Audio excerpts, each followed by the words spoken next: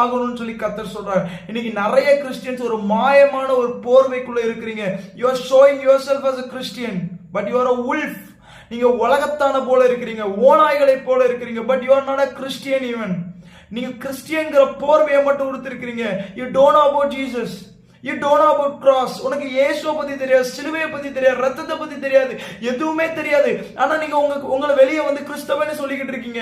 உங்களால பலர் இயேசுவை ஏற்றுக்கொள்வது தடையா இருக்குதுன்னு தெரிஞ்சுக்கோங்க.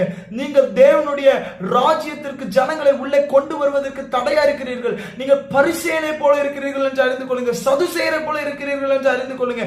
கர்த்தர் பரிசேயரை குறித்து தெளிவாக சொன்னார். நீ வந்து தேவையில்லாத காரியத்தெல்லாம் அவங்க மேல புகுத்துவான, நீயோ அதை தொட மாட்ட.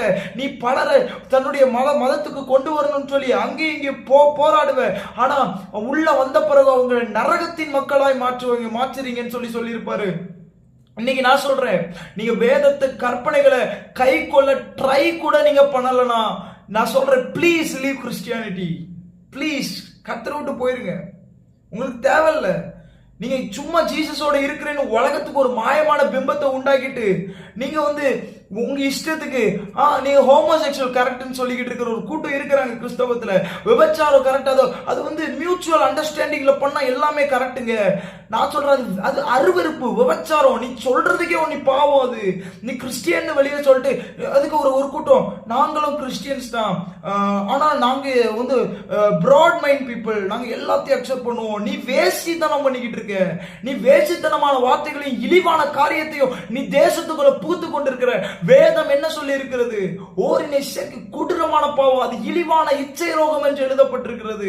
ஒரு கூட்டம் ஏதோ ஒரு ஞானவான் என்று நினைத்துக் கொண்டு நீங்க அருவருப்பை செய்து கொண்டிருக்கிறோம். கர்த்தர் தெளிவா வேதத்துல கொடுத்திருக்காரு. என் கற்பனைகளை குறித்து நான் சொல்றேன், இன்னைக்கு தீர்க்க தரிசனமா கர்த்தர் சொல்றாரு, நீங்க வேதத்துக்கு புறம்பான காரியத்தை சொல்லி கொண்டு இருப்பீர்கள். ஆனால் இன்னைக்கு எழுதி வச்சுக்கோங்க, இந்த வசனத்தை கேட்ட எல்லாருக்கும் ஹோலி ஸ்பிரிட் தெளிவா சொல்றாரு, உங்களை இகழ்ச்சியா கர்த்தர் கொண்டு போகிறார். நீங்க தெளிவா I am not casting anyone but it's a Bible.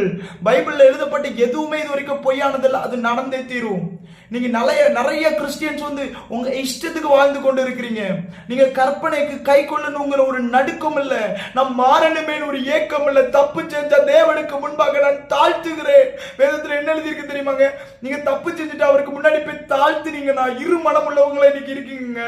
ஒரு நேரம் பரிசுத்தமா வாழணும்னு இருக்கு, ஒரு நேரம் பாவம் செய்யணும்னு இருக்கு. ஆனா தேவனுக்கு முன்பாக நீங்க தாழ்த்திட்டீங்கன்னு வச்சுக்கிடுங்களேன். அவர் சொல்றாரு, உன்னை பரிசுத்தப்படுத்தி நான் உயர்த்திக்கிட்டே இருப்பேன், உன்னை உயர்த்திக்கிட்டே இருப்பேன். இயேசுக்கு உங்களை அவ்வளவு பிடிக்குங்க, உங்களை அவ்வளவு நேசிக்கிறாரு. கடிந்து கொள்றேங்கிறதுனால நீங்க தப்பா நினைச்சிடாதீங்க. இயேசுக்கு உங்களை ரொம்ப பிடிக்கும். இயேசு உங்களை